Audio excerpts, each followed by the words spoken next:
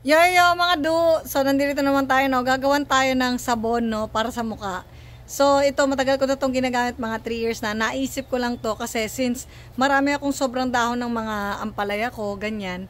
Dahil hindi ka naman pwede magbunggo araw-araw, hindi ko lang natuloy yung isa kong video, pero ito na talaga yon. Ang una kong ginawa, di ko na pinakita sa inyo para mamaya pagpasok lang sa loob ng bahay, mapapakita ko sa inyo. Ito yung pandan natin. Ito ang inyong tanglad, no? Kukuha kayo ng tanglad, ng pandan. Pakukuloyin nyo sila, tapos may guyabano. Siyempre, kukuha tayo ng dahon ng guyabano dito, no? Yan.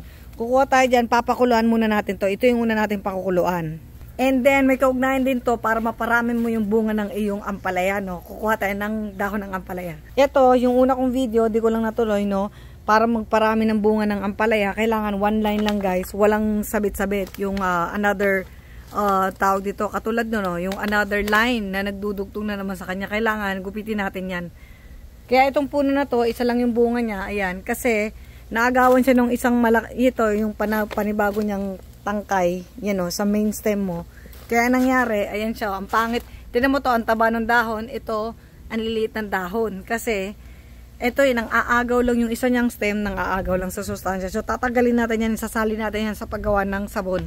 Kumpara nyo naman tong ampalaya na to, na naalagaan ko to ng trim, ayan o, oh. Kada, ano niya, tangkay niya, may mga nakalambitin na ampalaya. O, diba? Ang daming ampalaya, o.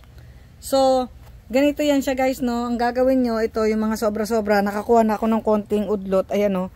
Yan, bawa ito, kakaputol ko lang, yan. Putulin nyo yung mga nagpuproduce ng panibagong sanga. Kasi ang endo niyan, aagawan lang niya ng sustansya yung main plant. Ganito rin ang technique pag meron kang water, yung pakwan farming. Tinatanggal yung mga extra na sanga, no?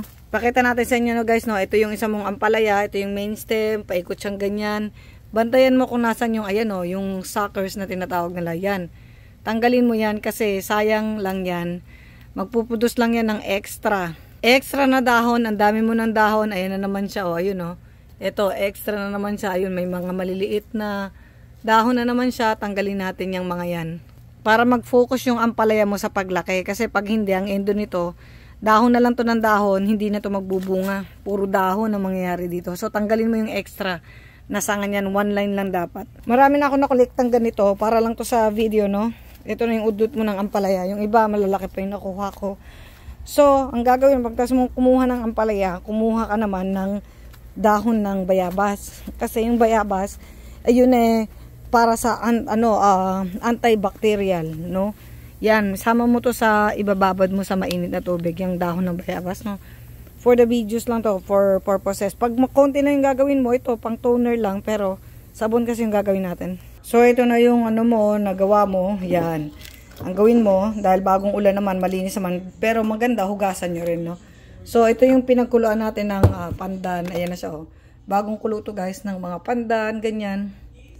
Tapos, sa guyabano, ayun siya. Tanglad, ayun yung tanglad mo, oh. Hintayin muna natin habang kung ano siya, pinakukuluan mo natin. So, itong gagawin mo, gupit-gupitin mo siya, guys, kasi para mas mapino siya lalo, tsaka lumabas yung pinaka-juice ng mga dahon mo talaga, no? Gugupit-gupitin natin tong mga to. So, pag napino mo na yung gupit, nito, no, dagdag mo na tong mainit na tubig. So, ito na, guys, no, kumulo na rin naman to. So, yung mainit na tubig, isasalin mo lang dyan. Yung pinagkuluan nito, no, ibabad mo to for 2 days, babad mo muna siya, no. Yan ang itsura niyan pag binababad nyo, guys, no. Pag mga after 2 days, babad nyo, ilagay nyo muna sa rep. Ayan siya, mga do. Tapos, ilagay mo muna sa rep ng 2 days, no. So, ito na siya, mga do, no. After 2 days, dinamihan ko kasi ng dahon, mga do. Ito na siya, oh. So, ano naman to, mga do, no. Magpipino kayo ng sabon. Ito yung favorite mong sabon. Kahit anong favorite mong sabon na ginagamit mo sa mukha mo, ipino mo lang siya, no. Ayan siya. So, ito na yung sabon ko na ginagamit. Pinipino ko siya para mas mabilis matunaw. No, yung isang sabon lang kasi nito, mabilis din tong matunaw sa tubig, eh. So, sayang din siya kung pababayaan mo lang din na matunaw siya sa tubig, no. Di ikaw na lang magtunaw sa kanya para mas maganda. So, ang gagawin mo, ito na yung natunaw natin, no. Meron tayo ditong lumang bote. Yan, lumang bote mo. Pasok mo dyan yung mga sabon na yan na tinunaw-tunaw mo. Ganito lang kasimple ito, mga do, no. Tapos, ang gawin mo, kunin mo yung pinagbabaran mo ng tea, no. Tapos, ito na. Kukunin natin yung pinagbabaran natin ng tea. Hold on a second. Kumuha muna ako ng imbudo, tapos salaan mo kasi para hindi mo masali yung ibang mga dahon. Tapos isalin mo tong tin mo na yan, ayan. Para, yan na siya. Konti lang naman yung sabaw niya kasi sa dami ng dahon, mas marami yung dahon kumpara dun sa pinagbabara ng sabaw.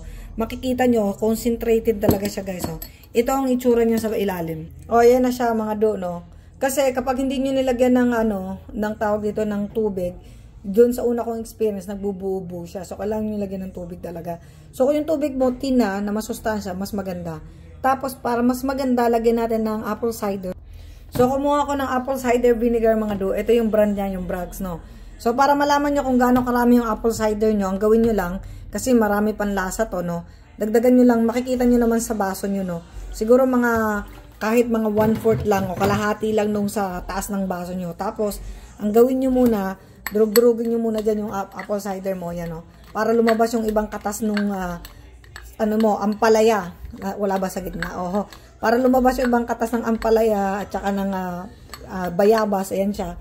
Tapos, bago mo isalin dito sa ating, yung bote mo na may sabon na, no? Bakit natin nilalagyan ng apple cider vinegar? Para mas maganda, paghugas mo ng mukha mo, meron ka ng, yung anti-aging properties, di ba? Kasi sinasabi nila, anti-aging daw eh. Pero, matagal ko na tong gamit, nawala yung tigyawat ko dito. So, ito, pwede mo nang ihulog tong malaking sabon na to kasi matutunaw din naman to dyan, no? Pwede mo nang ihulog yan dyan. Kasi over time, mabilis matunaw tong sabon na, yung mga papaya soap ba, mabilis silang matunaw. So, over time, habang natutunaw yan siya dyan, edi meron ka ng mas pinagandang sabon, no? Mamaya na natin ilagay yan. Kasi yung concept naman ito is, yung sabon mo, tinunaw mo sa apple cider vinegar, no? So, mga 2 cups, 2 cups lang yun ng concentrated tea. Siguraduhin mong maraming dahon. Kita nyo naman yung baso ko kanina, napakaraming dahon. Yan po yung ginagamit kong sabon sa muka, no? Pag natunaw yan, nagbe-blend in lang yun sa tubig. Panghugas mo na ng muka.